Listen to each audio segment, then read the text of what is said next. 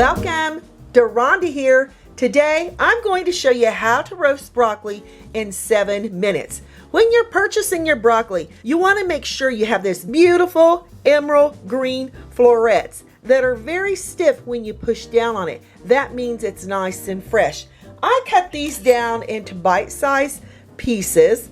And by the way, I buy my florets already washed, but if you need to wash your broccoli, you want to make sure it's completely dry before you add it onto a large baking sheet, because we don't want to steam our broccoli. We want to roast our broccoli. Next, I'm adding about a tablespoon or 2 of olive oil over our broccoli. Make sure your oven is preheating at 450 degrees Fahrenheit. Give this a lovely little tossing. And by the way, a big shout out to my friend Jill, who taught me how to do this. I've absolutely fallen in love with it, and I definitely had to share it with all of you. A perfect side dish, a lovely little snack as well. We're just gonna spread our broccoli evenly here on our baking sheet. I'm adding an everything but the bagel seasoning. If you just want to add a little salt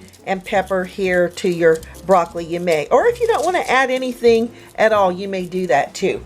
This is off to that preheated oven on the middle rack for the next 7 minutes. Use your timer and no peeking. 7 minutes, and now we have roasted broccoli, and ooh, it smells so delicious. We're not finished.